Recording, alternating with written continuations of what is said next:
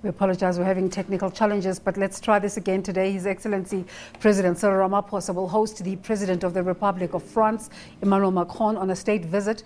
This is President Macron's first visit to South Africa and is aimed at strengthening the strategic partnership between the two countries. Dr. David Monyae is an expert at international relations and a director at the Center for Africa-China Studies at the University of Johannesburg, and he joins us now via Zoom. A very good morning to you, and thank you so much for making the time. Good morning. Dr. Monyae, for a country whose values are premised on liberté, égalité and fraternité, what values do we share that can make the state visit meaningful?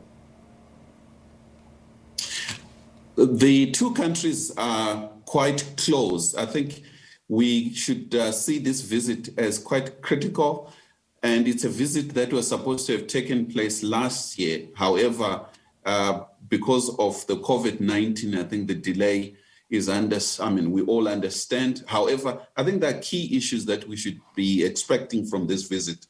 The discussion at the bilateral level in terms of investment, drive that President Ramaphosa is pushing for 100 billion rands. And France is a critical EU member as well as an important member of international community as part of the rich countries. But there's also issue of crisis around the vaccine. And France has been supportive in terms of a demand made by South Africa and India for the IP waiver within WTO. So this is another critical element in which we expect President Macron and President Cyril Ramaphosa to discuss. There are other host of other issues such as security, peace in Mozambique, in which France has massive investment. This particular engagement comes fresh off the heels of the France-Africa Finance Summit, the French president officially visiting two African countries, and the presidency communique using words like strategic. What's the importance of Rwanda and South Africa to the objectives of France as opposed to the historical South Africa and Nigeria powerhouses, or Egypt, for argument's sake? Rwanda is quite critical for France for historical reasons as a former colony with a troubled past of the 1994 genocide. And as you are aware, the two countries that has been at loggerheads.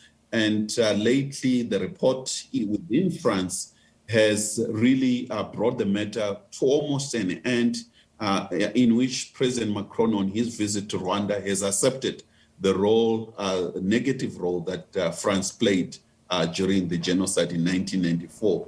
When it comes to South Africa, even though France was never a colony, South Africa was never a colony of France, the two countries are quite close, given the strategic importance of South Africa, as well as the number of French people in South Africa, as well as investments that France has made in South Africa. And therefore, I think for France, sees South Africa as an important player to achieve its own strategic objectives on the African continent. You say South Africa was never a colony of France, but a continent trying to shake itself off the colonial shackles.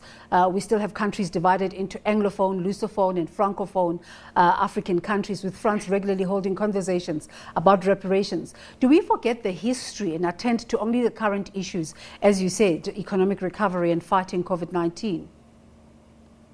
I think we need to be strategic and pragmatic. On one hand, we need to acknowledge the negative role that France has played on the African continent and continue to play in a number of conflict zones on the African continent. France has played a very bad role. However, while we are acknowledging the negative part, I think for our own interests, we have to recognize the importance of France and the important position that it occupies within EU and its relationship with the United States and other major powers. I think for South Africa, as well as the African Union, in its drive for Agenda 2063, there is a need to bring in some of these key strategic partners on board for our own quest for development. And France cannot be ignored. We have Shell company, we have a number of French investments in our own country, I think we need to keep this relationship, but be frank in terms of ensuring that France plays within Africa's own objectives in terms of peace and security on our continent. Just in terms of trade matters, for a country such as South Africa trying to revive its economy, what's the low-hanging fruit? What are the immediate areas of business that the two countries can engage in?